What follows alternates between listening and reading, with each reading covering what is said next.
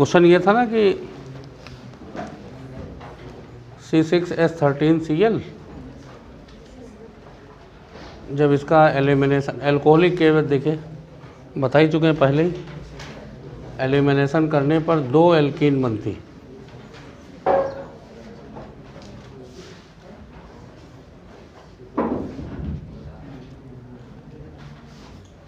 जब इन दोनों का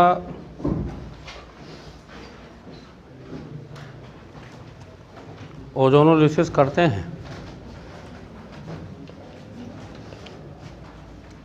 अच्छा बताओ बच्चों, जब 2 एल्कीन हैं तो 4 प्रोडक्ट बनेंगे, 2 इससे 2 इससे। प्रोडक्ट कौन कौन से हैं? मेथनल और एथनल है ना, और ब्यूटेनल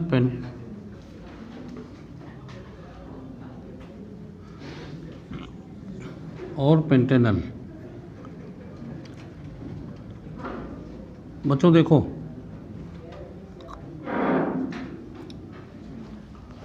दोनों एल्कीन की ओजोनोलिसिस से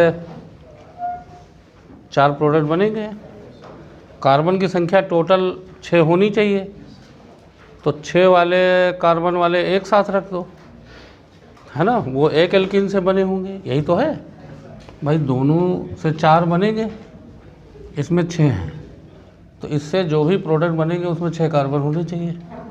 तो मेथनल बना होगा पेंटेनल के साथ और एक एल्कीन से बना होगा, और एथनल जो है बना होगा ब्यूटेनल के साथ, दूसरे एल्कीन का प्रोडक्ट होगा। इसको हटा दो और इसको इधर लिख के इन दोनों को हटा दो, है ना, यही तो बताया था। तो जब इन दोनों के बीच में डबल बॉन्ड लगाओगे तो एक एल्कीन बच्चा ये बनेगा 1 हेक्सीन, है ना, और दूसरे से बनेगा 2 हेक्सीन।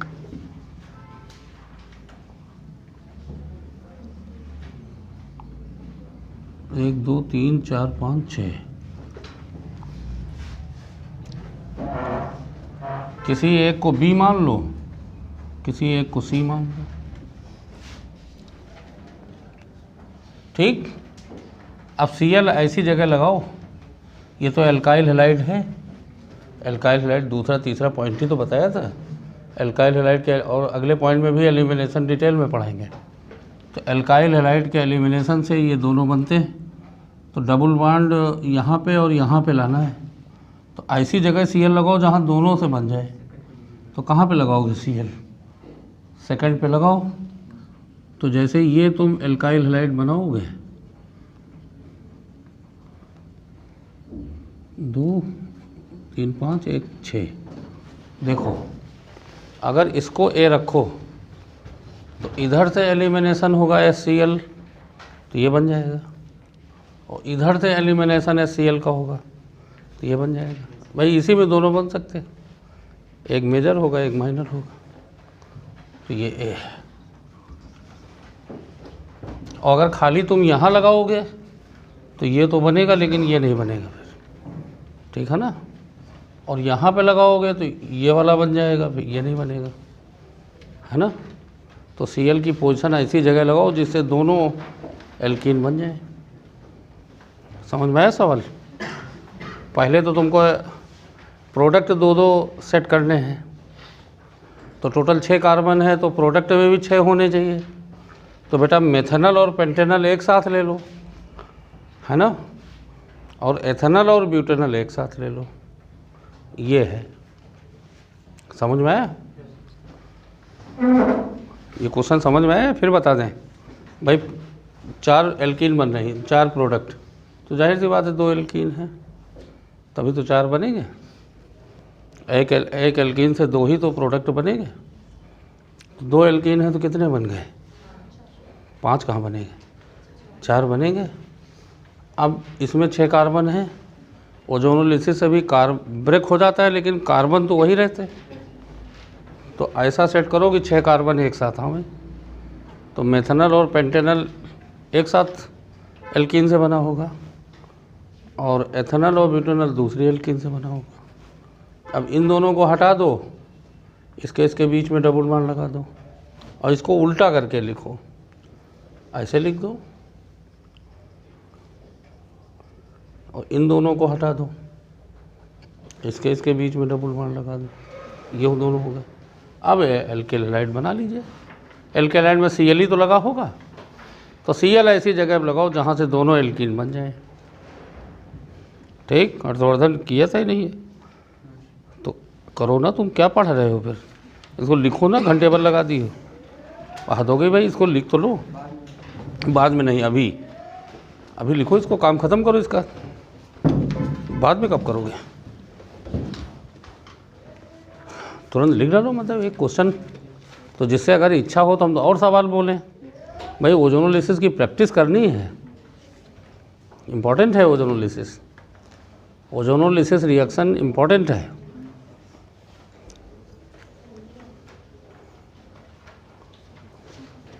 और रिवाइज करते रहो, एल्कीन बड़ा चैप्टर है, अभी 9.2 ही तो बता रहे हैं, इसमें 4 पॉइंट हैं इसमें total.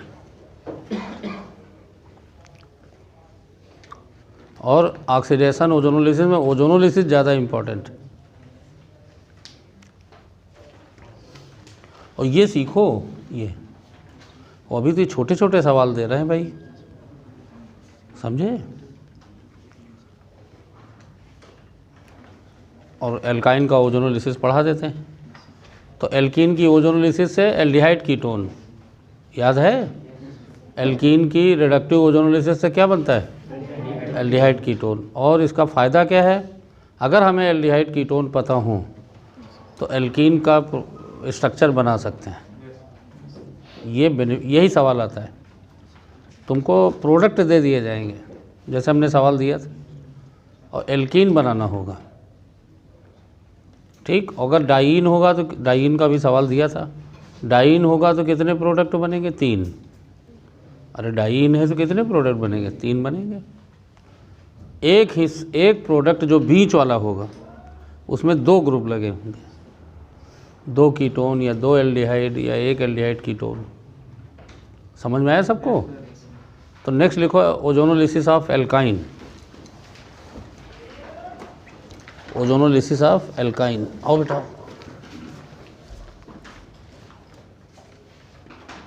Ozonolysis of alkyne, oxidation हो गया, अब ओजोनोलिसिस, दोनों आते हैं। अब चाहे आसान सवाल आवे चाहे कठिन आवे, जो भी आवे तैयार रहो तुम। ओजोनोलिसिस ऑफ एल्काइन, बेटा जैसे एल्कीन का ओजोनोलिसिस वैसे एल्काइन का भी होता है। एल्काइन ज़्यादा फास्ट ओजोनोलिसिस में रिएक्ट करता है क्योंकि लीनियर होता है।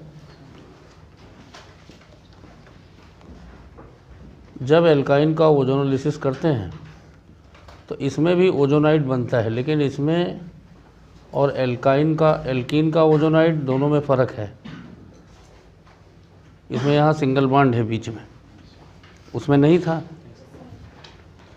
तो अब जब इस ओजोनाइड को वाटर के साथ, अभी जिंक नहीं लिया जाता इसमें, ठीक, जब ब्रेक करोगे तो ये ऑक्सीजन निकलेगी, H2O के साथ कंबाइन हो जाएगा तो क्या बन जाएगा, H2O2, है ना। ये H2O2 बन गया, ये बॉन्ड नहीं है, मतलब इसका मतलब निकल रहा है। चाहो तो ब्रैकेट में लिख दो यहाँ, ठीक। और यहाँ डबल बॉन्ड हो। बच्चों एक बात ध्यान दीजिएगा, जो डाई कीटोन है वो अनस्टेबल होता है। Di ketone 1,2 di ketone commonly, मतलब आसपास जुड़े हैं। अगर H2O2 होगा तो इस कीटोन को भी ये ऑक्सीडाइज कर देगा, समझे। दोनों जगह OH आ जाएगा तो 2 भागों में ये ब्रेक हो जाएगा, और इसको कहते हैं ऑक्सीडेटिव ओजोनोलिसिस, समझे। और इसमें कार्बोक्सिलिक एसिड बनता है, ठीक। लेकिन अगर तुमने जिंक डाल दिया, जैसे मान लिया तुम वाटर लेके, यहाँ नहीं, यहाँ अगर तुमने वाटर लिया और जिंक डाल दिया या डाइमिथाइल सल्फाइड, तो बच्चा यही बना रहेगा फिर, क्योंकि H2O2 इसमें बन नहीं पाएगा। तो आगे कैसे हो जाएगा ये। और ये कुछ हद तक स्टेबल होता है। तो डाई कीटोन है ना। खाली एसेटिलीन अगर होगा तो ये एल्डिहाइड हो जाएगा, डाई एल्डिहाइड, वो तो लिख ही लोगे।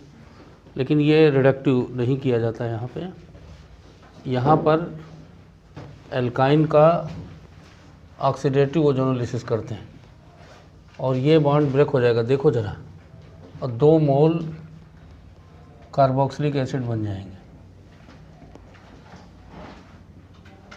और इसको बेटा डायरेक्ट याद रखो, समझे? ये सीधा याद रखिए कि एल्काइन की ओजोनोलिसिस से क्या बनेगा, कार्बोक्सिलिक एसिड, और एल्काइन में ऑक्सीडेटिव करते हैं। इसकी भी हेल्प से ट्रिपल बॉन्ड आइडेंटिफाई कर लेते हैं। अगर 2 एसिड होंगे तो क्या होगा, ट्रिपल बॉन्ड होगा बीच में, लिख लीजिए।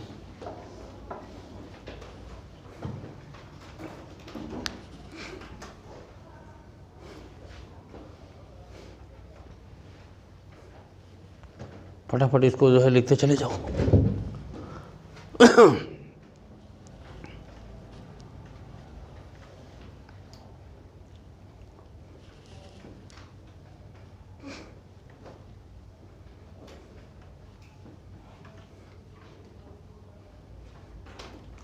ओजोनाइड वगैरह नहीं लिखना पड़ता, मेन चीज़ है डायरेक्ट एसिड बना देना है ट्रिपल बॉन्ड अगर होगा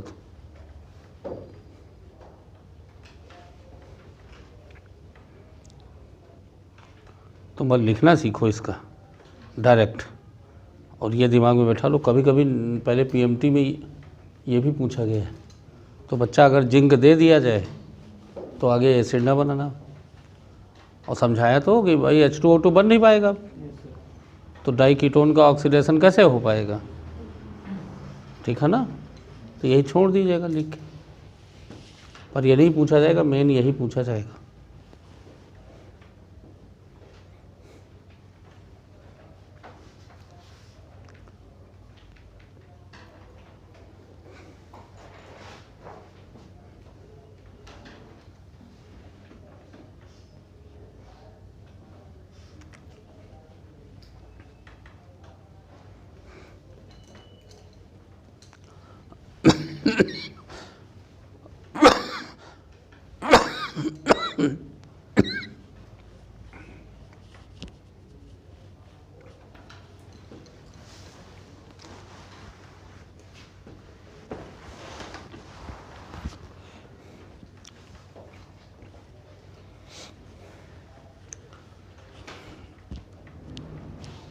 लिख के देख लेना, खाली एसेटिलीन में यहाँ HH आ जाएगा तो डाई एल्डिहाइड हो जाएगा, डाई कीटोन जनरल लिखा गया है।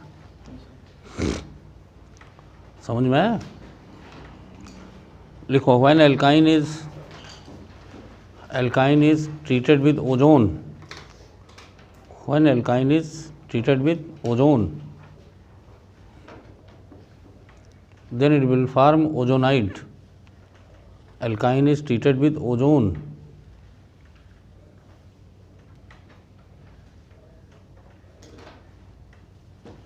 then will form ozonide. Ozonide when treated with water,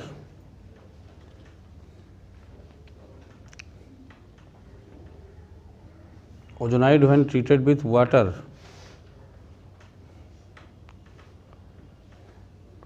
first it will give 1,2 diketone. यहाँ 1,2 का मतलब दोनों कीटोन डायरेक्ट हैं, ठीक। 1,2 diketone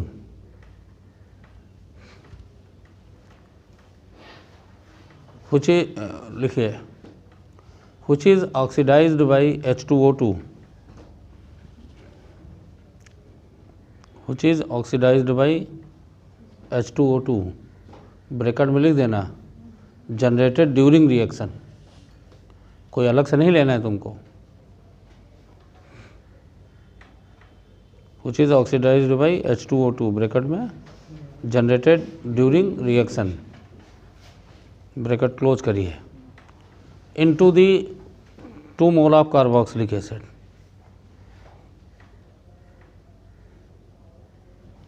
2 mole of carboxylic acid, और it is oxidative ozonolysis, it is oxidative ozonolysis.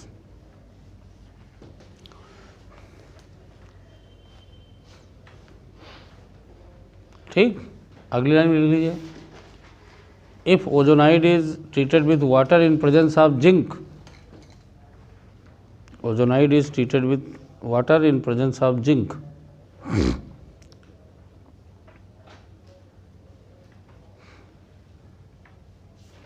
then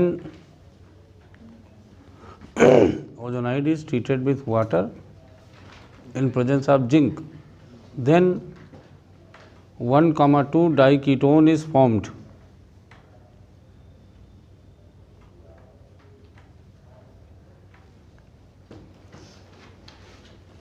ठीक, ब्रैकेट में reductive ozonolysis, reductive ozonolysis, reductive ozonolysis ये है। ठीक, तो ओवरऑल ऑक्सीडेटिव ओजोनोलिसिस की जाती है। एल्काइन में क्या बनता है बताइए? 2 मोल कार्बोक्सिलिक एसिड, ट्रिपल बॉन्ड तोड़िए, 2 मोल कार्बोक्सिलिक एसिड, डायरेक्ट बना लोगे कि चाहे एक लाइन लिख देना और इसको लिख देना कि during oxidative ozonolysis alkyne is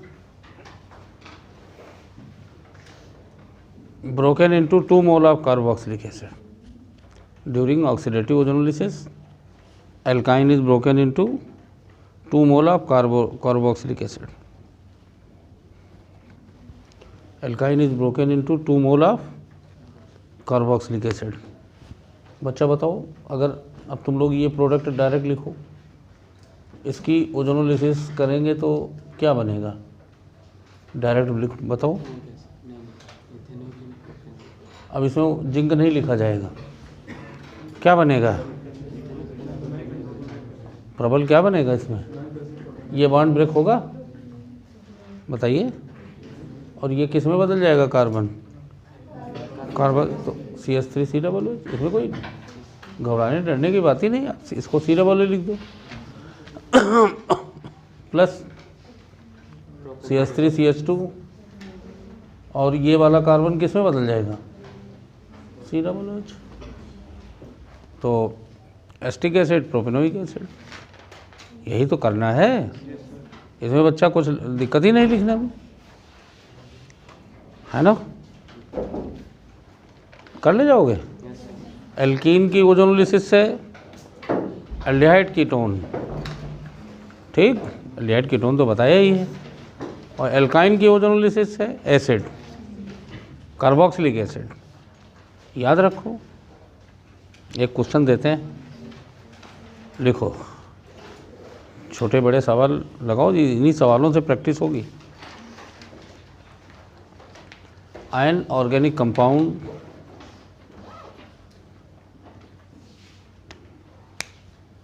C5H8, C5H8 bracket में लिखो कैपिटल A, कंपाउंड A। ठीक, when treated with sodamide, when treated with sodamide followed by N-propyl bromide, followed by N-propyl bromide, followed by N का क्या मतलब हुआ? Normal propyl bromide, give compound B, give compound B C8H14, C8H14, ठीक है ना? when compound B is ozonolized in presence of water,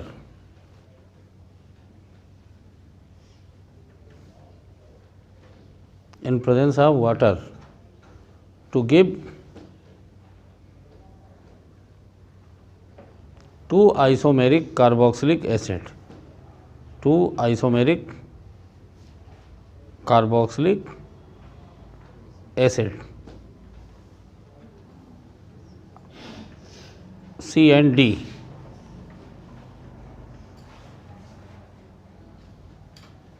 identify the structure, identify the structure A to D.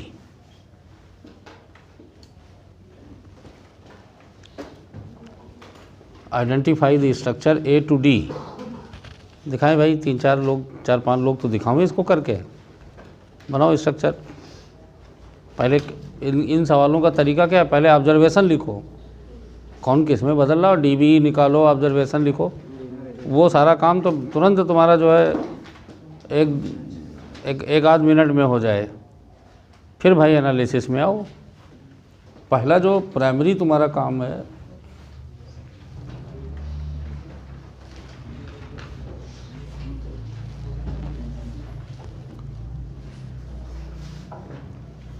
Sahil question छूट गया क्या? लिख डालो, लिख डालो कि कॉपी से लिख डालो।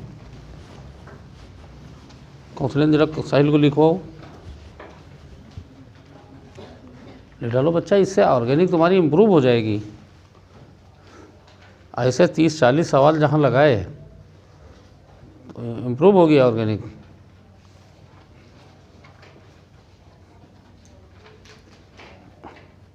और देव गुप्ता तुम खाल खींचेंगे हम, तुमसे जितना कहते हैं वो तुम नहीं करते हो, तुम बस ए बनाना शुरू कर दिए।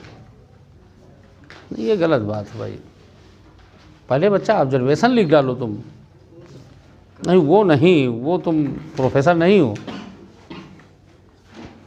या तो कहो कि सर हमको मारिए, तो तुम डर रहे हो भाई मार खाने से। तुम क्या बताओ, तुमने ये तुम इतना दिमाग है, तुम ये क्यों बना डाले तुम ए? और ये जब ये बनाए थे तो इसमें भाई पॉसिबिलिटी फिर बनाते या तो ए कोई यही तो है नहीं, है ना? नहीं वो सब तुमने सही बनाया बच्चा, पर ये आइसोप्रोपाइल भी तो हो सकता है, इतना कार्बन। तब तो ए, इसका मतलब ए अकेले तो है नहीं, हैं? तो तुमको चाहिए था कि वो कंबाइन लिख देते C3H5 बस, इतना। भाई C3H5 तो नहीं एक्सप्लोर्ड है अभी। और फिर आगे तुम अपना जितना एनालाइज है उतने को आगे बढ़ाओ। और एक तरीका ये, या तुम पूरा ऑब्जर्वेशन लिखते तो तुमको पता चल जाता है।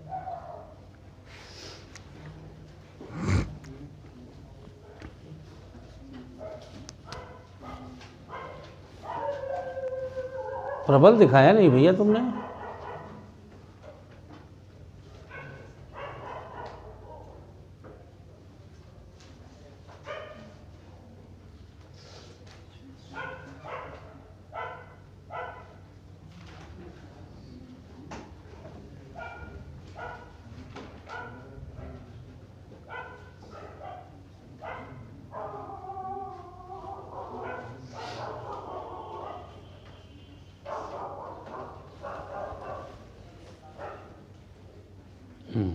ठीक, आत्मिक दिखाया नहीं भाई तुमने, लगा लिया? दिखाओ जरा बेटा, कम से कम 8-10 लोग लगाना चाहिए इसमें।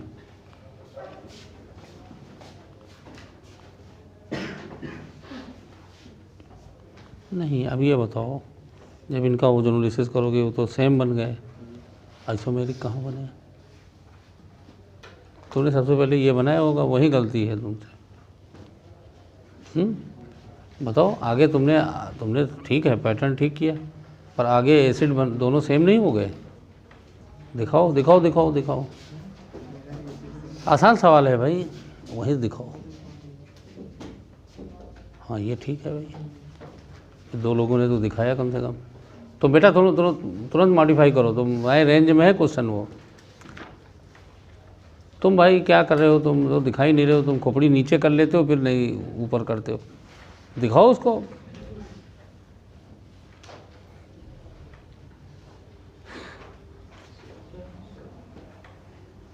तुम भी वही गलती कर रहे हो जो इन्होंने किया है। तुम लास्ट में ओजोनलाइज करोगे, दोनों सेम नहीं हो गए। अगर इसमें सेम कहा जाता तो ठीक था। लास्ट में ओजोनोलिसिस करने पे हम कहते हैं सेम कार्बोक्सिलिक एसिड, तो हमने तो आइसोमेरिक कहा है। आइसोमेरिक का मतलब सी और डी अलग अलग हैं।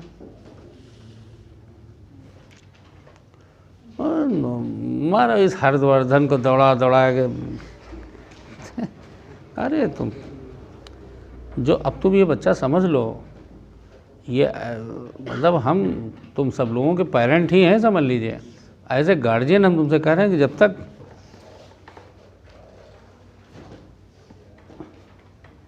हाँ, तो अब तुम यहाँ पहुँचे तो तुम ए क्यों बनाने लगे? यही तो है ना। देखिए बच्चा जो बड़ी बड़ी कोचिंगों में भाई जो सबसे पहला देखो, तुम ये तो पहले लिखो, पहली शर्त ये है। सब लोगों ने लिखा। अब तुम ये बताओ कि प्रगति पिछले ही टर्न पे हम पूछ रहे थे सब लोगों से। हाँ ठीक है बेटा, अब तुम समझ गए। वो तो दो ही तो ऑप्शन है इसमें। सबसे पहली बात, यहाँ बताओ कि यहाँ डीबी वगैरह तो निकाल ही लो। कितना डीबी? यहाँ कितना है? और ये क्या बन रहे हैं? Carboxylic acid. किसकी ओजोनोलिसिस से कार्बोक्सिलिक एसिड मिलता है? एल्काइन। इसका मतलब ये एल्काइन है, और DB2 से भी कंफर्म हो रहा है कि एल्काइन। अब ये बताओ कौन सा ऐसा रिएक्शन हमने पढ़ा है जिससे लोअर एल्काइन को तुम हायर एल्काइन में बदल देते हो? टर्मिनल एल्काइन में पढ़ा है नहीं? दिमाग ओपन ही नहीं हो रहा है इतनी देर से। इसका मतलब आप बच्चा बताओ, सोडामाइड कितनी बार हम ये रिएक्शन करवा चुके हैं। कोई भी हाइड्रोकार्बन अगर सोडामाइड से ट्रीट करने के बाद और उसमें एल्काइल हैलाइड से रिएक्शन हो जाए तो कार्बन बढ़ नहीं रहे। देखो यहाँ कितने कार्बन थे? Br है। यहाँ कितने कार्बन थे बताओ? और यहाँ कितने थे? और टोटल कितने हो गए यहाँ? तो बेटा एल्काइन में जुड़ नहीं रहे हैं। तुमको तुरंत याद आ जाएगी टर्मिनल एल्काइन है। टर्मिनल एल्काइन ही तो सोडामाइड से रिएक्ट होके एल्काइल हैलाइड से कार्बन बढ़ा सकते हो। प्रोफेसर रीना, नालायक रीना, हमने लिखवाया नहीं था कि जो है प्रोपाइन से 2 पेंटाइन कन्वर्जन करवाया था। इसका मतलब ये क्या है बताओ? Terminal alkyne. इतनी बात सबको समझ में आई कि नहीं? तुरंत दिमाग स्ट्राइक करना चाहिए मेरे बच्चों, तुरंत दिमाग। रीना बात समझ रही हो नहीं? तुरंत तुम्हारा दिमाग स्ट्राइक करना चाहिए। कोई भी हाइड्रोकार्बन, बेंजीन में भी ये हो सकता है, वो फ्रीडल क्राफ्ट होती है, फ्रीडल क्राफ्ट से कार्बन जुड़ जाता है। लेकिन यहाँ तो वाया सोडामाइड और एल्काइल हैलाइड की रिएक्शन है, तो इसका मतलब ये क्या होना चाहिए? Terminal alkyne. और तुम्हारा DB2 है, वैसे भी कंफर्म हो रहा है भाई। हाइड्रोकार्बन में DB2 है तो डाइन में ऐसी कोई रिएक्शन होती नहीं। एल्काइन, हाइड्रोकार्बन के लास्ट में डाइन का भी बताएंगे हम, तो हालांकि नीट में पूछा नहीं जाता, पर IIT वगैरह में डाइन का भी आता है, तो बता देंगे। कोई कमी नहीं छोड़ेंगे हम अपनी तरफ से। तो आप बताओ, इन रिएक्शन के सीक्वेंस से ये पता चल रहा है कि ये टर्मिनल एल्काइन है। तो मेरे बच्चों, तुम टर्मिनल एल्काइन तो बना दो और यहाँ लिख दो C3H7। अब गुफरान और देव, तुम ये गलती क्या कर रहे थे भाई? इसको तुम C3H7 को नॉर्मल ब्यूटाइन क्यों लिखोगे? आइसो भी तो हो सकता है। C3H7, अब देखिए ये भी हमने बताया था, पूरा प्लान करके पढ़ाते हैं। हमने बताया था कि C3H7 लिखने के 2 तरीके हैं। तो व्हाई यू आर हरी भाई? आप अगर आपको लिखना था, अगर मान लिया आपको लिखना था, तो बच्चा तुम दोनों लिखते कि भाई A की 2 पॉसिबिलिटी हैं। या तो भाई अगर तुमको लिखना था, देखिए अरे तुम लोगों का केमिस्ट्री का लेवल हम बहुत आगे ले जाएंगे, आप खाली रेगुलर रहो बस। यहाँ देख रहे हो इसमें आधे लोग जो है विदा हो रहे हैं, तो वो गलत है। तुम खाली रेगुलर रहो बस। तो ये प्रॉपर्टी हम कितनी बार रिपीट कर चुके हैं बताइए? और ये हम आगे कम से कम सैकड़ों बार रिपीट करेंगे। ऑर्गेनिक ख़त्म होते होते ये तुम्हारे दिमाग में बढ़ जाएगी बात, जो सबसे इम्पॉर्टेंट है। अब हम ओजोनोलिसिस पढ़ा चुके हैं, पर डे ओजोनोलिसिस के सवाल जो इम्पॉर्टेंट, इफरवेसेंस हमने कितनी बार बताया होगा, समझे? तो वो आप चिंता ना करो, खाली आप पढ़ाई पे रहो बस। अब बहुत सिंपलर, अब हम उस जगह पहुंच गए जहाँ पे अगर तुमको कुछ नहीं आता कोई बात नहीं, हम 20 बार रिवाइज करेंगे, कैसे नहीं आएगा। तुम बस ये डबल बॉन्ड, अब देखिए डबल बॉन्ड इक्विवेलेंट निकालने से तो अगर तुम नहीं निकालते तो भी होता है, ऐसा नहीं, लेकिन डबल बॉन्ड इक्विवेलेंट निकालने से तुमको हेल्प तो मिल रही कि ये यहाँ टर्मिनल एल्काइन है और कार्बन किस में बढ़ेगा बताओ? टर्मिनल एल्काइन में।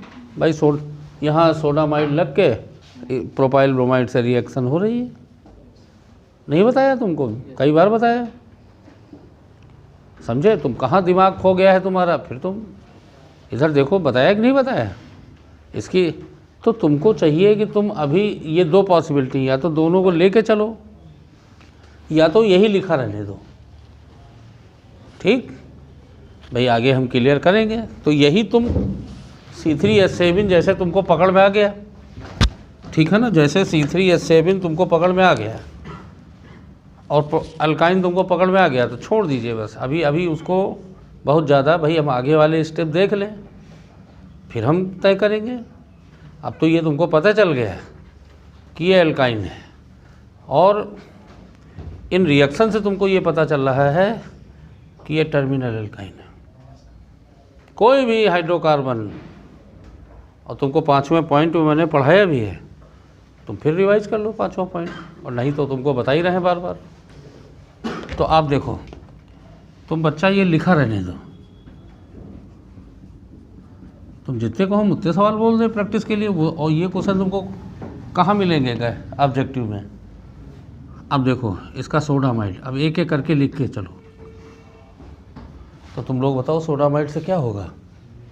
ये H ही तो हटेगा, एसिडिक हाइड्रोजन है, C triple bond C minus plus, ये बन गया। अब बच्चों बताओ, CH3 CH2 Br, बताओ एल्किल हैलाइड में न्यूक्लियोफिलिक सब्स्टिट्यूशन होता है कि नहीं होता? तो ये माइनस यहाँ अटैक करेगा, NaBr अलग हो जाएगा। बन गया?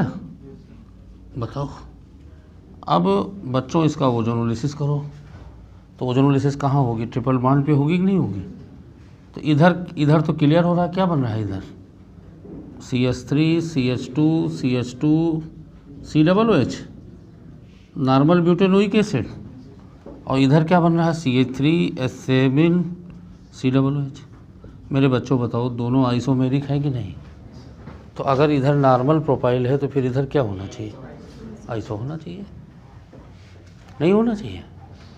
अगर हम कहते हैं सेम कार्बोक्सिलिक एसिड, तब दोनों लिख देते हैं, तब हम C और D क्यों देते? हम C ही देते भाई, जब सेम ही बन रहे हैं, ठीक है ना। तो इसका मतलब आइसोमेरिक होने के लिए ये मेरे बच्चों ये है, ये इसका मतलब C ये है, D मान लिया ये है, या वो C है ये D है। अच्छा बताओ, जब C3H7 आइसो है, भाई ये वाला तो यहाँ से आया है, ठीक, तो ये हिस्सा यहाँ से आया होगा। तो अब बताओ C3H7 क्या होना चाहिए? नॉर्मल होना चाहिए, आइसो होना चाहिए? आइसो होना चाहिए, समझे। और फिर भाई तुम एक रिएक्शन स्कीम ये देखो, आइसो बना के पूरा लिख डालो इसको, NaNH2, और फिर एक ही स्टेप में लिखो, CH3 CH3 C triple bond C CH2 अब तुम इसको ओजोनलाइज कर दो, तो दो आइसोमेरिक बन गए कि नहीं बन गए?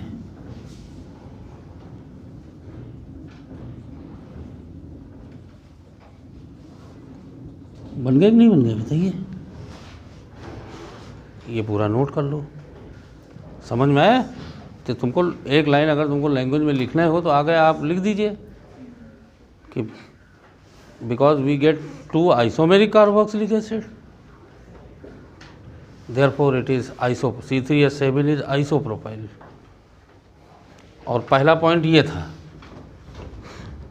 कि from conversion of A to B indicate the presence of terminal alkyne, therefore A is this। फिर हम रिएक्शन लिखते जाएं, लास्ट में लिख दीजिए कि because C and D are isomeric therefore C3H7 must be isopropyl. अगर कहा जाता सेम कार्बोक्सिलिक एसिड तो सेम हो जाता, फिर नॉर्मल प्रोपाइल होता। देव बाबू समझे कि नहीं? हाँ,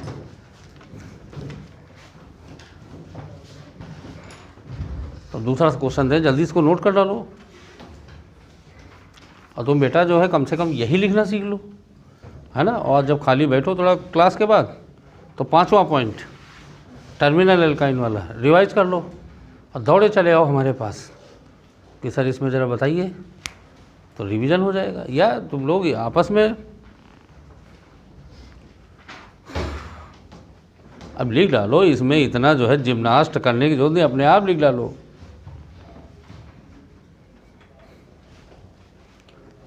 और ये बेटा टर्मिनल एल्काइन फर्स्ट ईयर में ही तो है ना। अभी तो ये पूरा एल जो है फर्स्ट ईयर में है, ये 9th पॉइंट। और CNA ऐसे नहीं लिखा जाता, C-Na+। हाँ, ऐसे लिखो। अब C3H5 वैसे एरो बना के लिखो ना, ये एरो जरूर लिखा करो, तुमको धीरे धीरे प्रैक्टिस हो जाएगी। सुमित लगा लोगे अगर ये सवाल दोबारा आया। कम से कम टर्मिनल एल्काइन की प्रॉपर्टी तो देखिए, कल भी हमने सवाल बोला था पिछले टर्न पे। ले डालो बेटिया जल्दी से।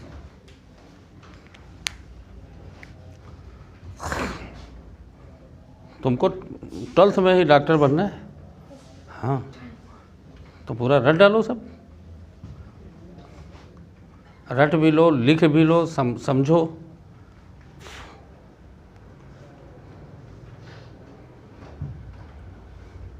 पंडित जी अब ऐसे आगे दोबारा कभी सवाल बोले तो कर ले जाओगे? चलिए इंतज़ार करते रहिए, हम फिर बोलेंगे क्वेश्चन। इनफाइनाइट क्वेश्चन है तो तुम प्रैक्टिस कराने के, समझे? तो हम जब इतने सवाल करा देंगे कोई टर्मिनल एल्काइन कैसे भूलेगा? वो सब हमारी जिम्मेदारी है, तुम चिंता ना करो। ओजोनोलिसिस, ऑक्सीडेशन, समझे? सैकड़ों क्वेश्चन। अभी तो असाइनमेंट देखो 10 पॉइंट के पहले बना लेंगे। अभी टेस्ट पेपर 1 मिल जाएगा, उसमें भी कुछ क्वेश्चन मिलेंगे। तो आप देखिए ये सब क्वेश्चन जो है बढ़ते चले जाएंगे, तुम्हारे क्वेश्चन ही तो हैं, और क्या। बस ठीक, हर्षवर्धन इतना लिखने की ज़रूरत नहीं, छोड़ो इसको, मत लिखो। ये खाली तुमको आइडिया, ये लिख करके तुम सब सवालों को कहाँ पार कर पाओगे जब तक तुम समझोगे नहीं। एक और क्वेश्चन देते हैं, और रिवीजन, भाई रिवीजन तो हमें कराना है ना। तुम चिंता ना करो, तुम खाली हम जितना कह रहे हैं तुम पॉइंट वाइज खाली पढ़ते रहो। जैसे बीच में एक ग्रिग्नॉल्ड पढ़ाया है, उसको पढ़ डालो। ग्रिग्नॉल्ड इस बार भी नीट में पूछा गया था। ग्रिग्नॉल्ड में हमने 5 रिएक्शन बताई, 6वीं छोड़ दी थी, एक पेज सादा, वो आगे कराएंगे। और उनको बार बार रिवाइज करते रहो। हाँ लिखो, an organic compound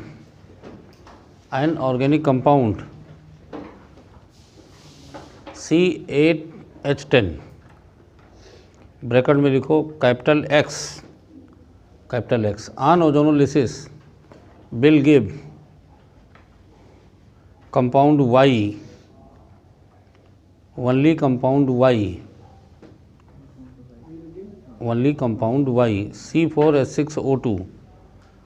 C4H6O2 Y के ब्रैकेट में फार्मूला लिख दो, C4H6O2 full stop. Another compound Z लिखो, अनदर कंपाउंड Z ब्रैकेट में C3H5Br। प्रगति आज स्निग्धा नहीं है, आई तबीयत नहीं ठीक। C3H5Br ब्रैकेट में लिखो Z, C3H5Br लिखा, another compound C3H5Br when treated with magnesium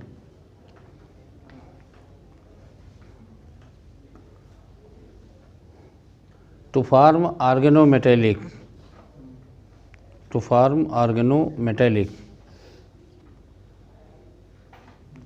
which treated with CO2 followed by water, which treated with CO2 followed by acidic water, which treated with CO2 followed by acidic water, give Y,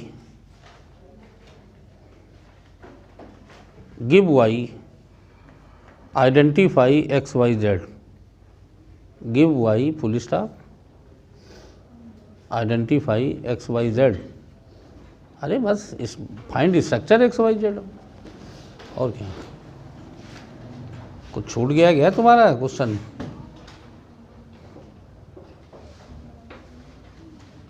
लगा डालो जल्दी जल्दी से observation लिख करके।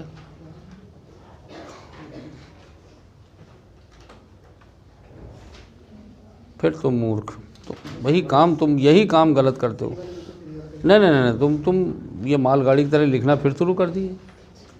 तुम पहले observation लिखो और जो सबसे ज़्यादा एक्सप्लेनेबल होता है उसको ट्राई किया जाता है।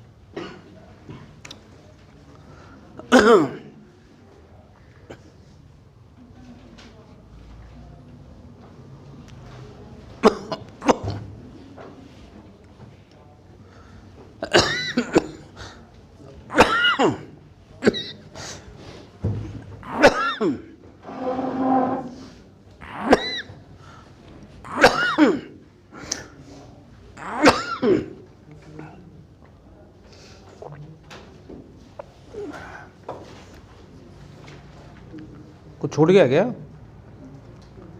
लिख डालो।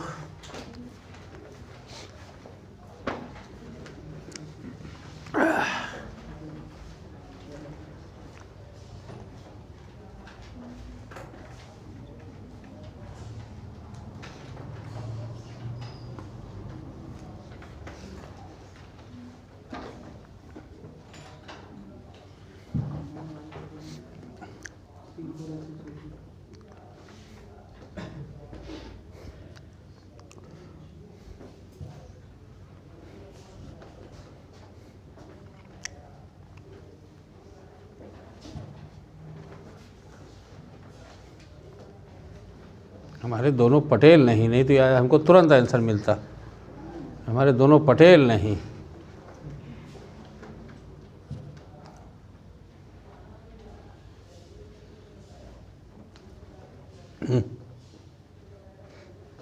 ये वो तुम्हारा ओरिएंटेशन वहीं से गलत हो गया। तुम जब उसके फ्लेवर में आ गए बस अब नहीं सही हो सकता। और तुम उसका डीबी निकालो, देखो सही हो जाए तो बड़ी बात है। वो आएगा ही नहीं सही। बेंजीन में चले गए तो फिर तो भारी गलती होगी। तुमको जो बात पकड़नी थी वो तुम पकड़े ही नहीं।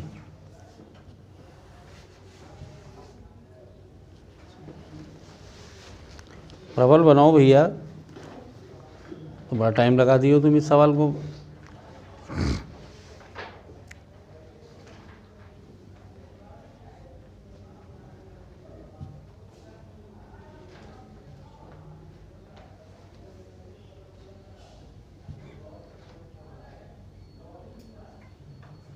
तुमको यहाँ जैसा ग्रेगनॉर्ड वाला पॉइंट ज़्यादा इम्पोर्टेंट था, तो उससे पहले तुम वाई वेरीफाई कर लेते, फिर वाई से एक्स जाते। तुम वाई तो पहले वेरीफाई किए नहीं।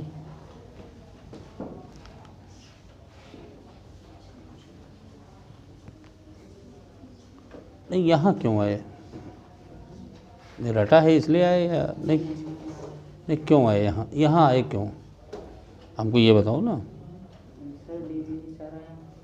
4 आया तो प्रोपाइल भी तो हो सकता था भाई। वो प्रोपिनाइल नहीं हो सकता था? हाँ तो भाई CH2 डबल बॉन्ड CH2 भी तो हो सकता था। हाँ वो एक ही बन रहा है बस इसलिए। ठीक, तुमने सही बनाया। हैं तुम क्या बना रहे हो ये? नहीं, बात डीबी की नहीं है, तुम बात असली पकड़ने की कोशिश ही नहीं कर रहे हो भाई। इसमें देखिए एक्स वाई तो चलो ठीक है, एक्स हाइड्रोकार्बन है और वाई एक ही प्रोडक्ट बन रहा है, ठीक है, सिमेट्रिकल एल्कीन एल्काइन होंगे तो एक ही प्रोडक्ट बनेगा। आप पहले वाई देखो है क्या, वो तो ग्रिग्नॉर्ड से पता चलेगा ना। C3H5Br की Mg से रिएक्शन करोगे तो क्या बन जाएगा बताओ पंडित जी? C3H5Br की Mg से रिएक्शन करोगे क्या बन जाएगा? C3H5MgBr। अब उसकी CO2 से रिएक्शन करोगे तो क्या बनेगा? C3H5COOH। वाई बन गया, ये तो तुम किए नहीं। अब C3H5COOH किसकी ओजोनोलिसिस से मिलेगा? एल्काइन की या एल्कीन की? एसिड किसकी ओजोनोलिसिस से बनेगा? एल्काइन। इसका मतलब एक्स एल्काइन है। अब एक एक्स में 8 कार्बन है और C3H5COOH में 4 ही है, इसका मतलब इसी के 2 मोल मिल रहे होंगे। इसका मतलब सिमेट्रिकल एल्काइन है। तो तुमको चाहिए C ट्रिपल बॉन्ड C लिख के दोनों तरफ C3H5 कर दीजिए। फिर DB निकालिए, DB 8 आ रहा, ट्रिपल बॉन्ड 4 आ रहा, ट्रिपल बॉन्ड में 2 ही होते हैं। इसका मतलब C3H5 में या तो एक पाई बॉन्ड है या एक रिंग है। तो दोनों बना के ओजोनोलिसिस से कंफर्म करोगे, एक ही प्रोडक्ट बनना चाहिए भाई, बन तो एक ही रहा है ना C4H6O2। तो तुमको एक क्लैरिफिकेशन होगा। तो क्वेश्चन आसान है। और ये पहले हम मेडिकल के सवालों में जितने बच्चों ने ये बताया वो सब डॉक्टर बने हैं। तो हमारा कहने का मतलब है कि आप देव तुम गलती यही कर रहे हो, तुम बार बार ए बना रहे हो। ए क्यों बना रहे हो भाई? इन सवालों में हाँ दिखाओ ज़रा, बहुत टाइम लगा दिए हो, इतने टाइम में तो पिछड़ जाओगे मीलों। लाओ दिखाओ वहीं। हाँ तो इतने टाइम में बनाओगे इसको, हद हो गई भाई। तो दिमाग में गोबर भरा हुआ है तो फिर इतना टाइम लगेगा ही। ये तुम्हें देखिए, ये सवाल तो इंटर का ही क्वेश्चन है।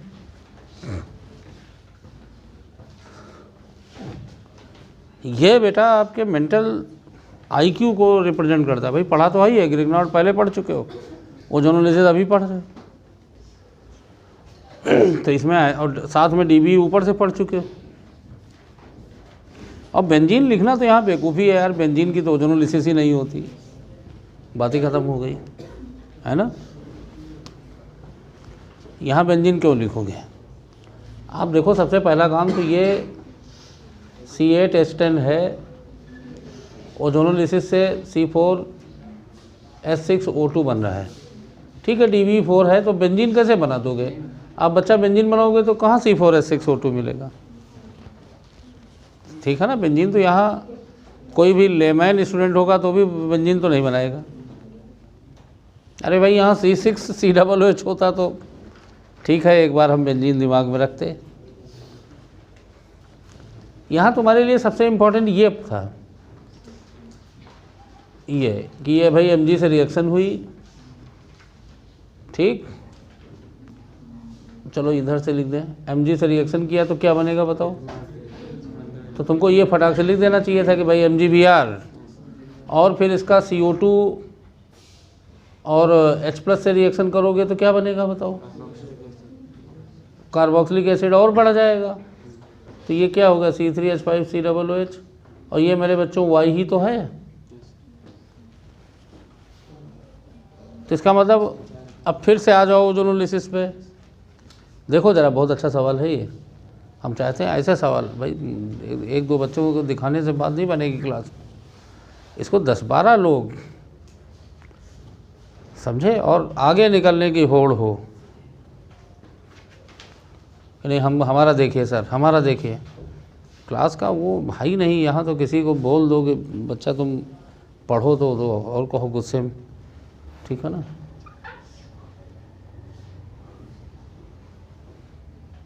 इसका मतलब ये C3H5 अब तुम फिर से रीफॉर्मुलेट कर लो, C3H5COOH। नियम ये है कि जब पूरा पढ़ा है तो क्लास में एक एनर्जी दिखनी चाहिए कि 6-7-8-10 लोग गलत सही जो भी है, कम से कम देव बनाता तो भाई ये कम से कम शुरुआत तो भाई बेढंग शुरुआत होती है, लेकिन हाँ शुरुआत तो है, ठीक है ना। तो आप जब इन्हीं से तो सीखोगे ना, जब आप घर में जाओगे कि आज क्लासरूम में हमने क्या फाइंड किया, तो वो तुम्हारा एक्सेलेरेशन पॉइंट है कि फील करोगे भाई क्लास में हमको इतना समझ में आया, हम यहाँ लैग कर रहे थे। अब तुम देखो ये मेन है। अब आप बताओ किसकी ओजोनोलिसिस से एसिड बनता है, एल्कीन या एल्काइन? बच्चा बताओ, इसमें कोई कठिन थोड़ा है भाई, एल्काइन बनता है। अब बताओ यहाँ तो 4 कार्बन है, इसमें कितने कार्बन हैं? इसका मतलब इसी के 2 मोल मिल रहे होंगे, इसका मतलब ये सिमेट्रिकल एल्काइन है मेरे बच्चों।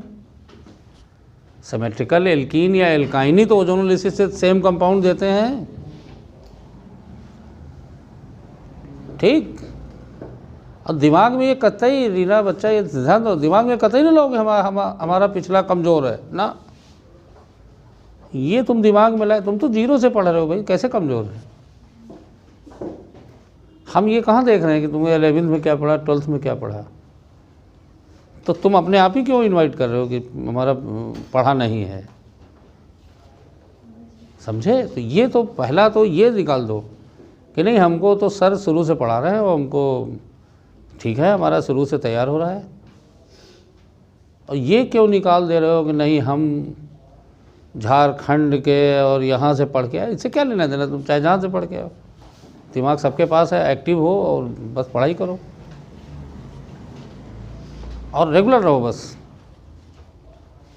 और इनमें अभी हम देखो तुमको कहाँ ले जाते हैं आगे, तुम वो सब हमारे ऊपर छोड़ दीजिए। हमारे क्लास के एंड में कोई बच्चा कमज़ोर रहते नहीं, कमज़ोर कोई होते नहीं पहली बात तो, और कोई कमज़ोर जो थोड़ा बहुत अपनी कमियां होती है, हम इतनी बार इसको सब रिपीट कराएंगे ना, वो अपने आप ही इम्प्रूव होगा। तो पहले तो दिमाग से ये निकाल दो कि हम कमज़ोर हैं, कोई कमज़ोर नहीं। और दूसरा ये दिमाग से निकाल दो कि हमारा फर्स्ट ईयर सेकेंड ईयर या हम 1 साल तैयारी कर चुके ना, या हमारे 200 नंबर आए, 300 है, 400 है, अब उन नंबरों से कोई फ़ैसला तो होना नहीं, तो काहे दुखी हो रहे हो? ठीक है ना। अब तो तुम्हारे आगे जो आएंगे नंबर, उनसे डिसीजन होना है। तो इसलिए बिल्कुल हम आपको कितनी बार कह चुके हैं कि बिल्कुल क्लास में डिसिप्लिन रखो, हम जाए उसी में तुमको टोकते हैं बस, अदरवाइज़ पढ़ने में नहीं। पढ़ने में कोई कमज़ोर भी है तो कोई दिक्कत नहीं। अब उसके बाद यहाँ देखो, जब ये सिमेट्रिकल है तो बच्चा मेरे बताओ, यहाँ तो 8 कार्बन है, 2 तो यही हैं, तो 3 इधर होने चाहिए भाई, बराबर होना चाहिए। सिमेट्रिकल का क्या मतलब है कि बराबरी होनी नहीं चाहिए ना दोनों तरफ। तो ये x है। अब हमारा, अब तुम dB पे आओ, तो तुमने 4 निकाल ही रखा है। 4 में बताओ बेटा यहाँ कितना यूज कर लिया, और ये दोनों बराबर बराबर हैं, इसका मतलब 1 dB पूनम इधर होना चाहिए, 1 dB इधर होना चाहिए, यही ना। तो अब बच्चा, अब तुम्हारे पास 2 पॉसिबिलिटी है, या तो इसको रिंग बना दो, या तो इसको ये बना दो भाई, dB में या तो रिंग या पाई, या बच्चा या रीना तुम ये बनाओ कि भाई पाई बॉन्ड भी तो बना सकते हो, या तो ये बनाओ। यही तो बनाओगे कौशलेंद्र। अब आप बताओ, अब इन दोनों में तय करो कि हम इसका जब ओजोनोलिसिस करेंगे तो बताओ यहाँ से भी ब्रेक होगा, यहाँ से भी ब्रेक होगा, यहाँ से भी ब्रेक होगा, कितने डिफरेंट प्रोडक्ट मिल जाएंगे? एक से ज़्यादा मिल जाएंगे? नहीं मिल जाएंगे। हमको तो खाली एसिड मिल रहा है, तो कौन सा लेके चलें बताइए? संजना, ये भी हाथ नहीं उठ रहा है कि हम ये लेके चलें हैं? और बातें तो बड़ी बड़ी, अरे ये तो अब बताओ बेटा, जब यहाँ डबल बॉन्ड भी है, ट्रिपल बॉन्ड भी है, फिर डबल बॉन्ड है, तो तुमको कितने प्रोडक्ट मिल जाएंगे? 3 मिल जाएंगे भाई। ये तो फॉर्मेल्डिहाइड, ये कुछ और हो जाएगा। तो यहाँ तो फॉर्मेल्डिहाइड बिटिया है नहीं कहीं, तो क्या ये आंसर सही होगा हमारा? तो इसका मतलब x ये है। अब ये x a है तो y ये होगा, ठीक। भाई ये तो रहेगा ना, यही तो ब्रेक होगा। और C3H5Br ये है। समझ में आया? लिख डालो फटाक से, फिर आगे क्वेश्चन अभी और देंगे। नहीं फिर तैयारी करो, फिर तैयारी तो ऐसा नहीं कि पहले ही बाहर झोंक दो और ले जाओ किसी मेडिकल कॉलेज में, फिर वहाँ तैयारी करो, वहाँ पढ़ाई करो ज़रा ढंग से, जिससे तुम्हारा पीजी में तुरंत हो। तो ये पूरा हो गया। अब आगे बढ़ें, लिखो रिडक्शन, उसी में वो हेडिंग तो वही है 9.2 में। 9.2 में हमने क्या हेडिंग डाला था? Oxidation and reduction. तो बच्चों ऑक्सीडेशन एल्कीन एल्काइन का पूरा हो गया। अब हम रिडक्शन में आते हैं, बहुत इंपॉर्टेंट है ये भी, लिखो वेरी इंपॉर्टेंट। और इन क्वेश्चन को हम बोलते रहेंगे, तुम लोग लगाते रहो इसमें जो है पूरा, जैसे हम बोले सवाल टूट पड़ो क्वेश्चंस पे। और ये जीओसी वगैरह जिनका थोड़ा बहुत कम समझ में आएगा आगे फिर हम पढ़ा देंगे, पर एक समय से ख़त्म करो, तो रेगुलर क्लास लेते रहो। और तुम्हारे तो वीडियो लेक्चर्स भी हैं, दोहरा फ़ायदा है। बेटा हाइड्रोजनेशन देखो ज़रा,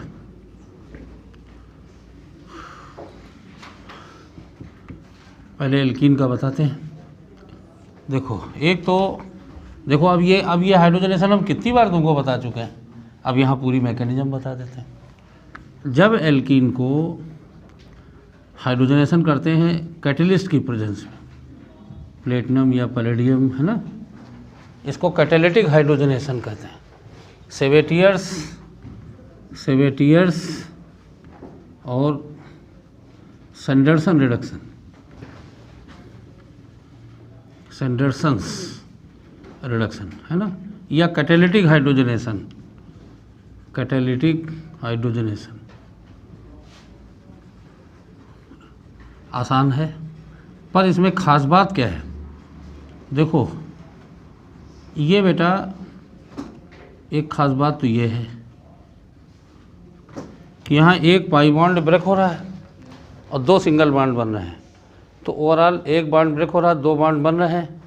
बॉन्ड बनने में एनर्जी रिलीज होती, ब्रेक होने में खर्च होती, पर ब्रेक एक हो रहा है, बंद 2 रहे।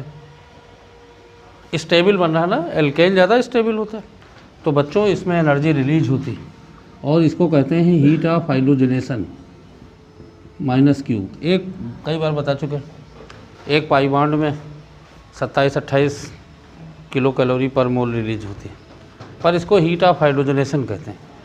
एक बात और ध्यान दीजिए मेरे बच्चों, ये दोनों हाइड्रोजन सेम साइड से आते हैं। सिस हाइड्रोजनेशन है, सिस या सिन, सिस और सिन हाइड्रोजनेशन। तो अब आप ज़रा ध्यान दीजिए, बहुत इंजीनियरिंग में बहुत डिटेल में हम पढ़ा देते हैं इसको, लेकिन ध्यान दो, ये कार्बोनियम आयन के थ्रू नहीं होती रिएक्शन, इसीलिए इसको अलग से पढ़ा रहे हैं। बेटा कैटलिस्ट में पोर्स होते हैं, ज़्यादातर कैटलिस्ट डी ब्लॉक के होते हैं। निकल, प्लेटिनम, पैलेडियम किस ब्लॉक के एलिमेंट हैं? D block. तो इनमें वैकेंट डी ऑर्बिटल होते हैं, तो पोर्स होते हैं, है ना। इन पोर्स में हाइड्रोजन एडजॉर्ब होता है और हाइड्रोजन के बीच में दूरी बढ़ती जाती है, ठीक। और कैटलिस्ट ये है पीटी, और ये कैटलिस्ट का एक तरफ हाइड्रोजन को एडजॉर्ब कर लिया, मतलब एक्टिवेट किया हाइड्रोजन को, और एक तरफ बेटा जो है ये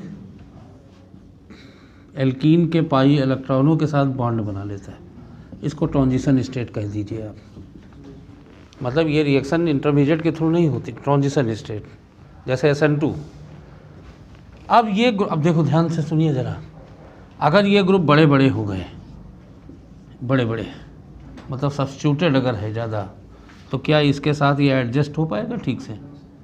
फिर तो प्लेनरिटी नहीं होगी, तो इसके साथ कैसे कॉम्प्लेक्स बन पाएगा? तो जितने प्लेनर एल्कीन हो, जितने लेस सब्स्टिट्यूटेड हो, जितने मोर हाइपर कॉन्जुगेटेड हो, अगर लेस हाइपर मतलब अगर मोर हो गया तो यहाँ CH3 होगा, तो ये बल्कि हो गया, बल्कि हो गया तो ये complex planar transition state planar होगी नहीं, तो रिएक्शन स्लो हो जाएगी। तो less stable alkene is the more easily hydrogenated. और हाइपर कॉन्जुगेशन में हमने स्टेबिलिटी ऑफ एल्कीन बताया नहीं बताया, समझे? तो रेट ऑफ हाइड्रोजनेशन या heat of hydrogenation is reciprocal to stability of alkene. जबकि इलेक्ट्रोफिलिक एडिशन ऐसा नहीं, वो तो कार्बोनियम आयन के थ्रू होता है, जिसमें कार्बोनियम आयन ज़्यादा स्टेबल होगा। तो मेरे बच्चों ये एडिशन तो है, पर ये ट्रांजिशन स्टेट के थ्रू होगा, समझे। और दोनों जब ये जुड़ जाएगा, कैटलिस्ट का काम खत्म, भाई इसको तोड़ दिया, कैटलिस्ट का काम खत्म। अब हाइड्रोजन दोनों एक ही तरफ से जुड़ जाएंगे, फिर कैटलिस्ट हट जाएगा, समझे। तो this reduction is stereo selective, both the hydrogen comes from the same side. अब आप बताओ, अब हम अगर मान लिया यहाँ सिस दें, CH3 CH3 HH, और यहाँ बेटा D2 दे दें, तभी कायरलिटी आएगी। HH करोगे तो आएगा नहीं, क्योंकि ये H पहले से। तो D2 और निकिल दे दें, तो बताओ सिस से हाइड्रोजनेशन सिन हो रहा है, तो सिस से मीजो बनेगा कि नहीं बनेगा, बताइए आप। ये देखिए मीजो बन जाएगा। अगर H रखोगे तो कायरल सेंटर नहीं होगा, तो मीजो बन गया ये। CSM, cis on syn addition की मीजो, बताया नहीं था। और आप बताओ अगर ये ट्रांस होगा तो क्या बनेगा, रेसिमिक मिक्सचर बनेगा कि नहीं बनेगा। इतना तो खैर तुम्हारे लेवल पे आता नहीं है, लेकिन भाई अब पढ़ा दिया तो तैयार रखिएगा। अब इसमें 2 बन जाएंगे, CH3HD DH। छोटा बेटा एक कैमरे के कारण लिख रहे हैं, ठीक। नहीं बस छोड़ दीजिए, बस तुम लिख लोगे, अब तुमको बता ही चुके हैं, ठीक। रेसिमिक मिक्सचर प्लस माइनस नहीं बन गया ये रेसिमिक मिक्सचर। तो ये है, देखिए TSR। तो आप देख रहे हो एल्कीन में दोनों तरह की रिएक्शन है। केमेनोफोर, ऑस्मियम टेट्राऑक्साइड, हाइड्रोजनेशन, ये सिन एडिशन को फॉलो करते हैं। ब्रोमिनेशन, ठीक, और पर एसिड ये एंटी एडिशन को फॉलो करते हैं। लिख लीजिए, तो पहले इतना लिखो, पहले इतना लिख लो बेटा, ये बहुत इंपॉर्टेंट है। जो तुम्हारे यहाँ क्वेश्चन आएगा वो इस पे पहचान लोगे। हमने हाइपर, है ना, stability of alkene is directly proportional to number of alpha hydrogen. तो चाहे तो आगे और बढ़ा दो, proportional to 1 upon number of alpha hydrogen.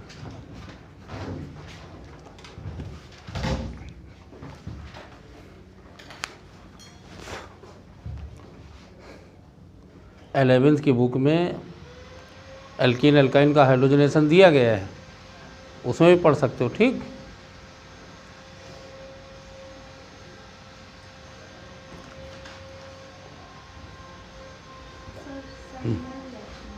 Sandmeyer कहाँ है, सेवेटियर, सैंडरसन, SANDER। अरे तुम लोगों को ये पता नहीं है, नर्सरी से पढ़ती चली आ रही। आयल को घी में कन्वर्ट करता है। रहो खाओ गगन, रहो मगन। ये तुम नर्सरी से नहीं पढ़ रहे हो, सिंथेटिक घी नहीं पढ़े हो, फैट।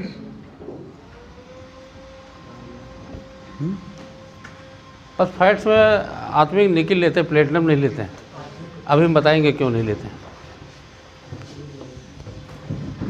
और प्लेटिनम बहुत ज़्यादा कैटालिटिक एक्टिविटी होती है। तो जो आयल क्या होते हैं, आयल ज़्यादातर हायर फैटी एसिड होते हैं, तो उसमें COOH भी हाइड्रोजनेज होते लगता है। प्लेटिनम और डबल बॉन्ड और भी पाई बॉन्ड है, वो भी हाइड्रोजनेट होने लगते हैं। अब पॉइजनस भी होता है। आयल को वनस्पति घी में कन्वर्ट कर। और बेटा आयल अनसैचुरेटेड होता है, फैट सैचुरेटेड होता है। हाई स्कूल में देखो ये टेस्ट नहीं पूछा था, how will you distinguish oil and fat. तो ब्रोमीन वाटर डाल दीजिए, अगर आयल होगा तो ब्रोमीन वाटर का कलर डिकलराइज हो जाएगा। फैट सैचुरेटेड होता है। हाँ कौशल पूछो, क्या पूछना चाह रहे हो बताओ जल्दी से। अरे दिखेगा, लो लिखो, देखो शान से देखो, पूरा बड़े पर्दे देखो। लिख डालो जल्दी से, मतलब अब इसको पूरा करें, अब इसमें काफ़ी कुछ बताना है। अब ये हाइड्रोजनेशन थोड़ा पूछा जाएगा, नर्सरी की रिएक्शन जो 9, 10th, 11, 12th पढ़ते चले आ रहे हो इसमें आगे आएगा। एक तो ये रिएक्शन ट्रांजिशन स्टेट के थ्रू होती है। इतना धीमे लिख रही हो हैं, इतना धीमे, ये स्पीड है? इतनी स्पीड तो माल गाड़ियों की भी नहीं होती।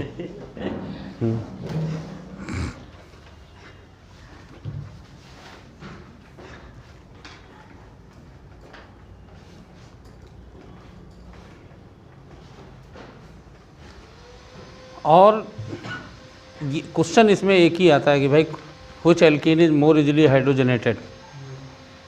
देखो बताओ, trans two butene easily hydrogenate होगा या सिस टू ब्यूटीन? जो लेस स्टेबल होगा, सिस टू ब्यूटीन, ठीक है ना। हाँ, और स्टेबिलिटी ऑफ एल्कीन तुमको पहले पढ़ा चुके हैं, पहले पढ़ाया है भाई तुमको स्टेबिलिटी ऑफ। कॉन्फ्रेंस लिख डालो, लिखने में तुमको इतनी समस्या है, वो लिख डालो। अब ये पहले ही बता चुके हैं, सिस से अगर सीन एडिशन होगा तो मीजो बनेगा। अब वहाँ ड्यूटीरियम ले लिया मैंने इसलिए क्योंकि कायरल सेंटर रहे, क्योंकि हाइड्रोजन से 2 हाइड्रोजन सेम हो जाएंगे, फिर कायरल रहेगा नहीं, फिर मीजो और रेसमिक लिखने का क्या मतलब। लिखो, when alkene is when alkene is hydrogenated, when alkene is hydrogenated in या treated with hydrogen gas, ऐसे लिख लो, when alkene is treated with hydrogen gas, alkene is treated with hydrogen gas in presence of in presence of metals as catalyst, in presence of metals as catalyst like Ni, Pt, Pd, nickel, platinum, palladium, etc. to give alkane. Ni, Pt, Pd, etc. to give alkane. This is called as catalytic hydrogenation. हाँ, give alkene. और क्या बन रहा है इसमें गुफरान, और क्या बन रहा है? To give alkane, this is called as catalytic hydrogenation.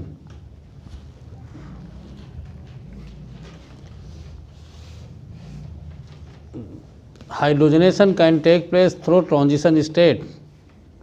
Hydrogenation can take place through transition state. तो बेटा इसमें कार्बोनियम आयन नहीं बनता, ये बात ध्यान रखना।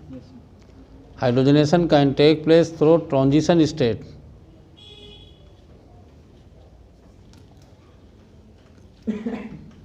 ठीक, through transition state in which catalyst adsorb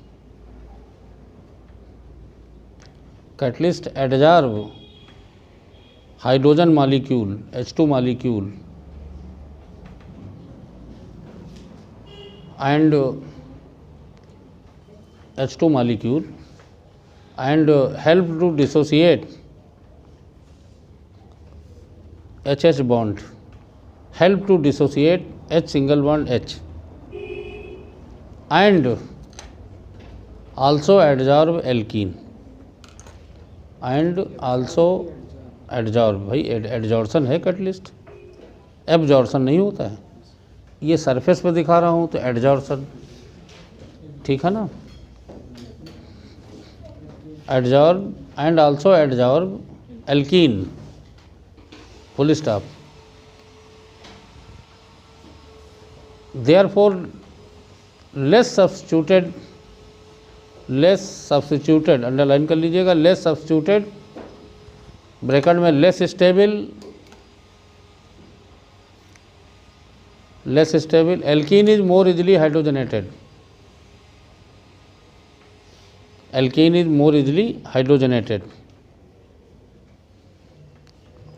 more easily hydrogenated. ठीक, heat evolve is also called as heat of hydrogenation. Heat evolve is called as heat of hydrogenation. बस एक लाइन और लिखवानी है बच्चों, अगली लाइन में लिखिएगा this hydrogenation is stereoselective. This hydrogenation is stereoselective. This hydrogenation is stereoselective. Both the hydrogen comes from the same side to the alkene. Both the hydrogen comes from same side to the alkene. To the alkene. Same side to the alkene.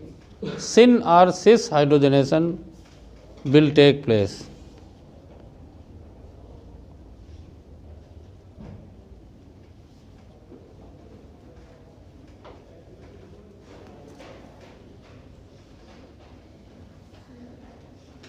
ठीक है ना, सिन और सिस hydrogenation will take place. अब ये बेटा लिख लो, ये important है सबसे ज़्यादा। ठीक, less stable alkene is more easily hydrogenated, तुम्हारे नीट में पहले और हाइपर कॉन्जुगेशन से स्टेबिलिटी दे, या नंबर ऑफ अल्फा हाइड्रोजन लिख तो दिया मैंने। और तुमको पढ़ा भी दिया, जितने सब्स्टिट्यूटेड होगा बेटा वो प्लेटिनम के साथ आसानी से एडजॉर्ब सेट नहीं हो पाएगा।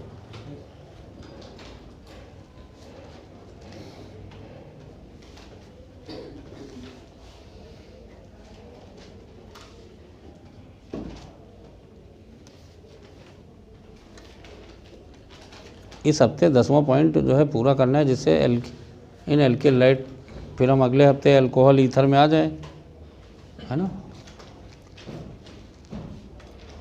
तो तुमको थोड़ी केमिस्ट्री आसान बनेगी, अल्कोहल ईथर से थोड़ा आसान हो जाएगा। यहाँ देख रहे हो सब में स्टीरो केमिस्ट्री और बहुत ज़्यादा है, तो 10वें पॉइंट के बाद फिर थोड़ी केमिस्ट्री आसान हो जाएगी, फिर नेम रिएक्शन आएंगी, उन्हीं को याद करना।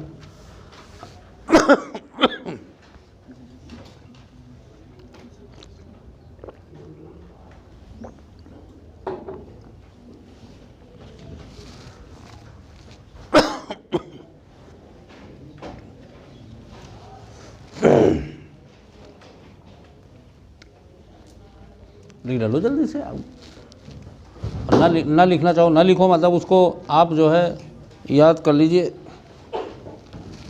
तुमको तो वैसे हमने बता रखा है कि, है ना, सिस से मीजो, सिन एडिशन होगा तो मीजो बनेगा, और हमको नहीं लगता कि उतने लेवल पे जाएंगे, लेकिन तैयारी रहे भाई। और आयल ऊपर वाली रिएक्शन, हाँ वो ज़रूर लिख लो कि भाई this hydrogenation can be used to convert edible oil into fats. ये हाई स्कूल में पढ़ाई जाती है रिएक्शन, पढ़े होगे तुम लोग। वेजिटेबल आयल को सिंथेटिक घी में कन्वर्ट कर,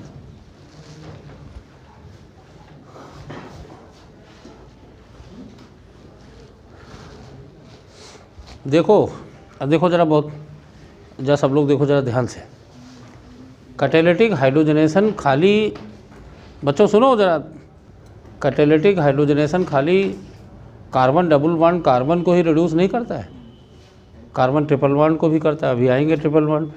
साथ साथ एल्डिहाइड के कार्बन डबल बॉन्ड, कीटोन के कार्बन डबल बॉन्ड, मतलब खाली होमोजीनियस पाई बॉन्ड को ही रिड्यूस नहीं करता है, हेट्रोजीनियस। हेट्रोजीनियस का मतलब दो डिफरेंट एटम के बीच के जो पाई बॉन्ड हैं। इसीलिए तो निकल नहीं लेते, प्लेटिनम नहीं लेते इस जगह, कि भाई आयल में और चीज़ें हैं वो भी रिड्यूस हो सकती हैं। जैसे अगर ये डबल बॉन्ड है और यहाँ डबल बॉन्ड ओ लगा दें हम, तो मेरे बच्चों जब तुम हाइड्रोजनेशन करोगे तो दोनों हो जाएंगे, समझे। मतलब तुम्हारा ये भी पाई बॉन्ड रिड्यूस होगा।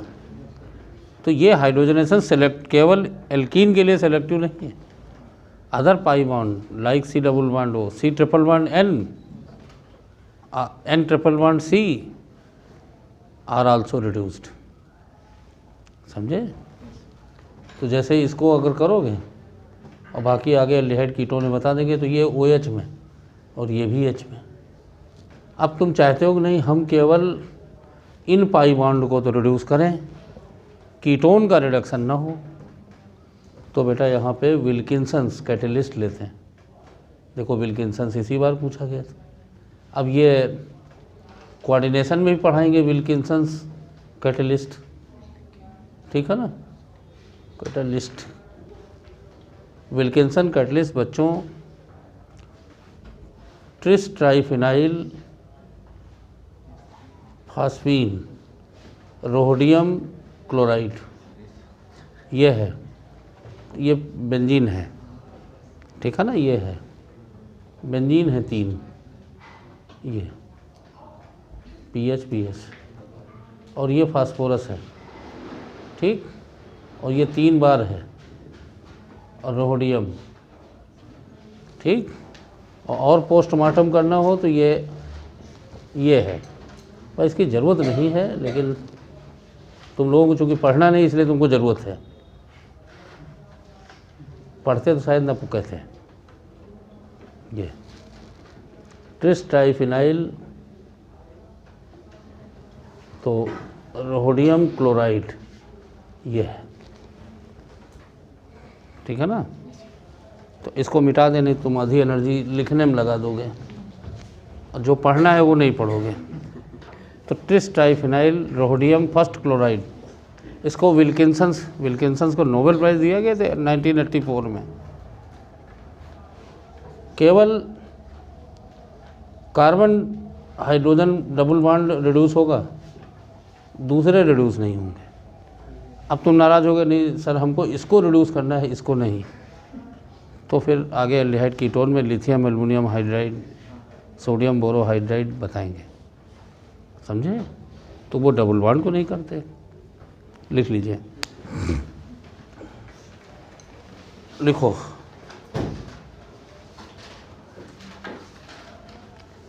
Hydrogenation in presence of PT, Ni etc.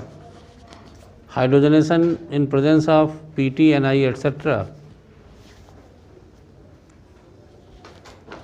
also reduces, hydrogenation in presence of PT, Ni etc.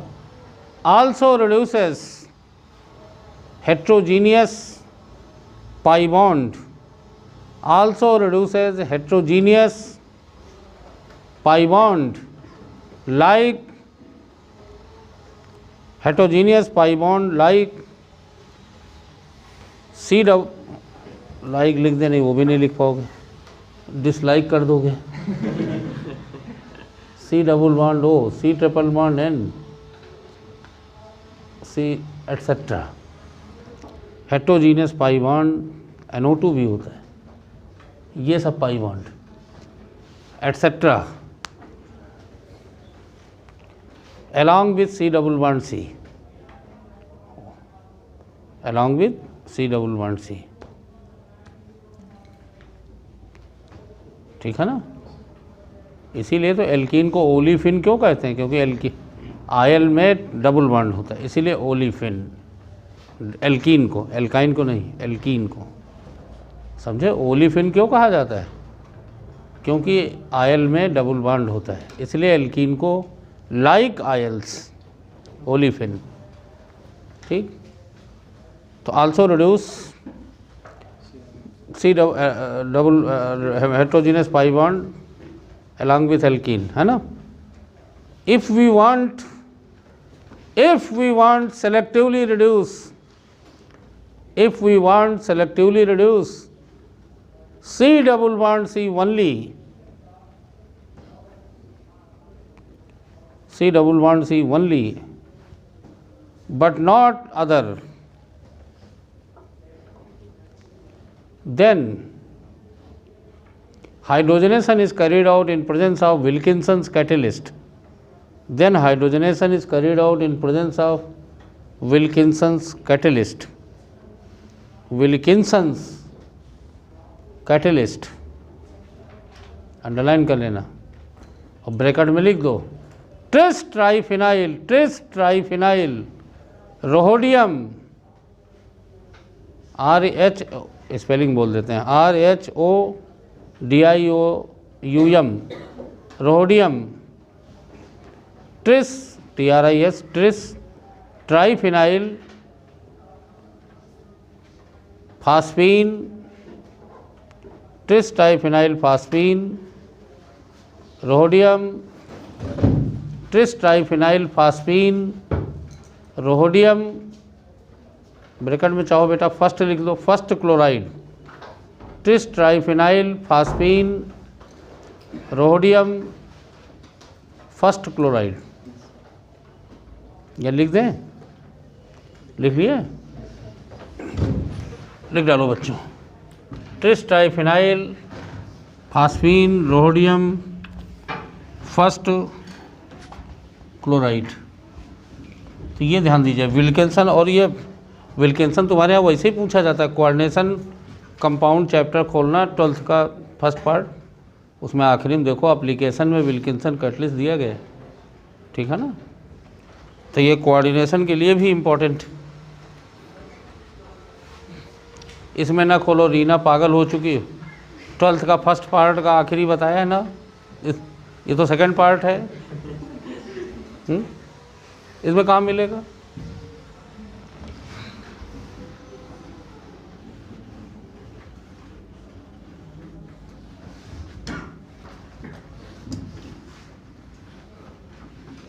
ये कोऑर्डिनेशन कंपाउंड है।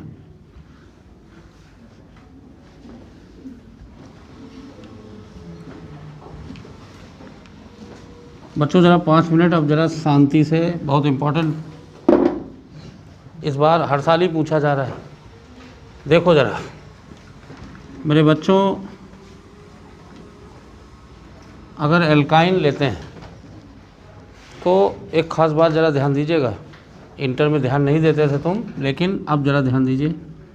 अगर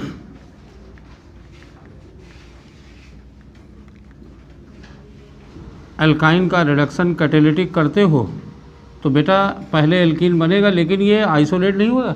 एक बार जब हाइड्रोजन गैस पास कर दो तो रोक कहाँ पाओगे?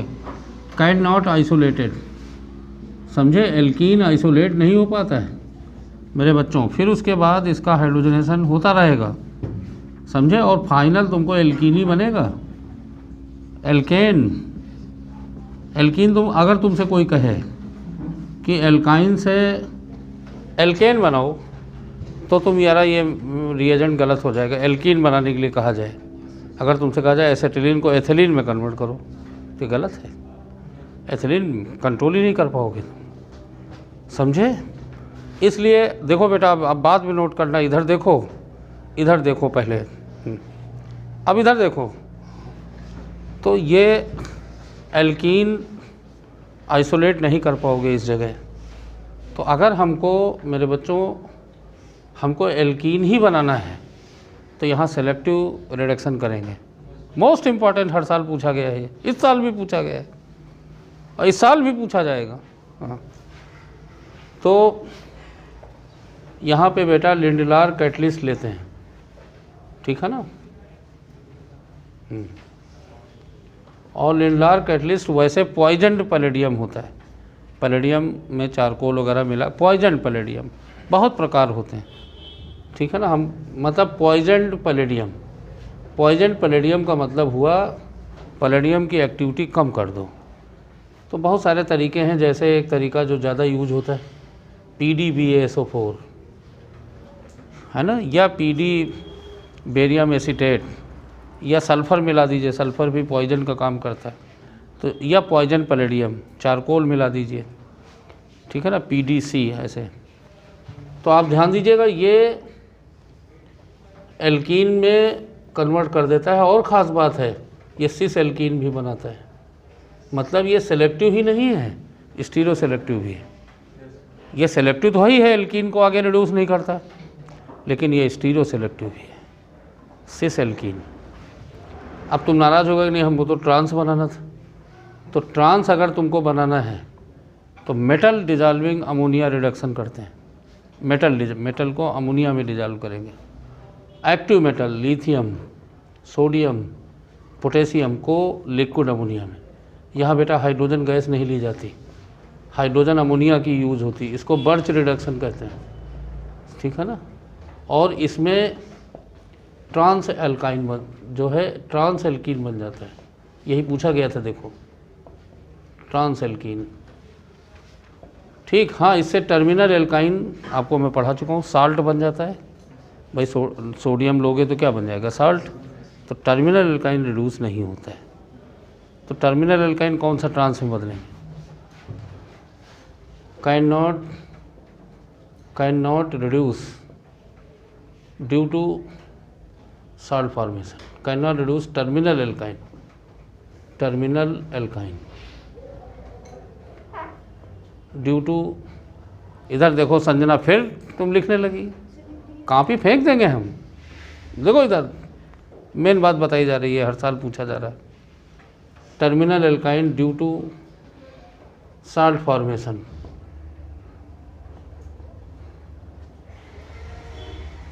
तो ये बेटा टर्मिनल एल्काइन हमने बताया ना, 5वां पॉइंट, टर्मिनल एल्काइन रिड्यूस नहीं होगा, ठीक। एक और मेथड है, अगर हम B2S6 या BH3 ही लिखा हो, B2S6 तो डाइमर होता है BH3 और एस्टिक एसिड, तो ये इसी में आगे बताएंगे हम, ये भी सिस एल्कीन बनता है। इसके अलावा बेटा और भी होते हैं पर तुम्हारे कोर्स में नहीं है, हमने तो 1 दर्जन पढ़ रखे हैं, ठीक, उतना नहीं है।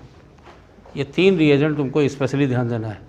और मेरे बच्चों एक बात ध्यान दीजिएगा, ये जो लिंडर कैटलिस्ट है इसके कई फार्म होते हैं, तो मेन बात ध्यान रखो, पॉइजन पैलेडियम है ना, वो चाहे जैसे लिखा जाए, जैसे जैसे साइंस आगे बढ़ जा रही लोग ढूंढ लेते हैं और अच्छा कैटलिस्ट और अच्छा, तो वो लिंडर कैटलिस्ट का मेन मतलब है एक्टिविटी कम कर दें, क्यों, जैसे और लिंडर कैटलिस्ट का एक और काम है,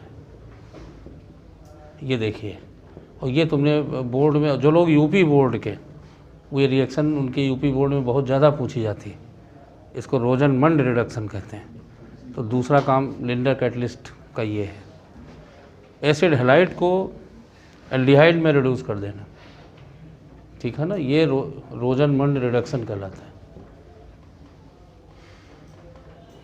तो अगर नालायकों, अब देखो ये IIT में इस तरह के सवाल आते हैं, ट्रिपल बॉन्ड भी दे दिया और एसिड हैलाइड भी दे दिया और फिर इसका प्रोडक्ट पूछा गया, तो नालायकों दोनों तुमको फिर लिखना है, समझे। तुमको जो है एल्डिहाइड भी रिड्यूस कर देना है और ट्रिपल बॉन्ड भी रिड्यूस कर देना है, और रिड्यूस ही नहीं करना है, सिस में लिखना है, और ऑप्शन में चारों दिए थे। तो ये CH3 लिख दीजिए, H और CHO, या ऐसे ऐसे लिख दो जैसे सिस लिखते हो, और इसे सिस तो आइडिया हो रहा, सिस एल्डिहाइड, समझे। और बेटा ये तुम्हारे यहाँ अभी तक पूछा तो नहीं गया है, लेकिन ये जो बर्च रिडक्शन था ये बेसिकली बेंजीन के लिए यूज किया गया था। जब इसको बेंजीन का बर्च रिडक्शन किया गया, लिथियम लिक्विड अमोनिया, तो ये बन जाता है, बेंजीन स्टेबल है, स्टेबल को रिड्यूस कर देता है, और इसका जो रिड्यूसिंग पैटर्न है पाई बॉन्ड का, वो विड्राइंग या रिलीजिंग ग्रुप पे डिपेंड करेगा। अगर रिलीजिंग ग्रुप लगा है तो इसका पैटर्न जो डबल बॉन्ड का होगा वो ये होगा, देखो ज़रा। लेकिन अगर विड्राइंग ग्रुप है तो इसका पैटर्न पाई बॉन्ड का, भाई 3 में से एक ही पाई बॉन्ड, 2 ही तो बच रहे हैं, एक ख़त्म हो जा रहा है,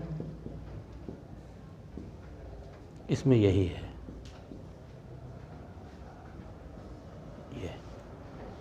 ये बर्च रिडक्शन। बेटा बर्च रिडक्शन में जो हाइड्रोजन होती है वो अमोनिया की होती है, तो अगर यहाँ ND3 दिया जाए तो यहाँ DD लगा देना, और इसमें तो बेटा हाइड्रोजन गैस ही लेते हैं, खाली कैटलिस्ट यूज करते हैं, समझे।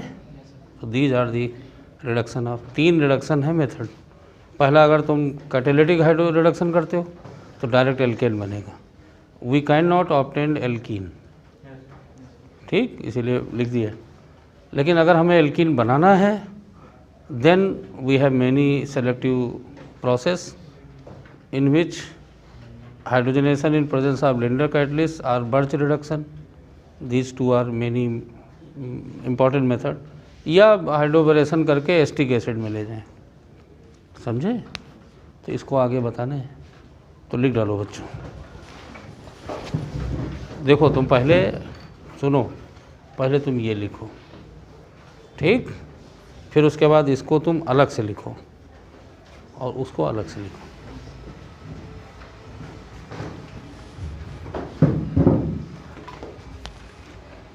इसको लैंग्वेज में तो नहीं लिखवाना पड़ेगा, ठीक है ना?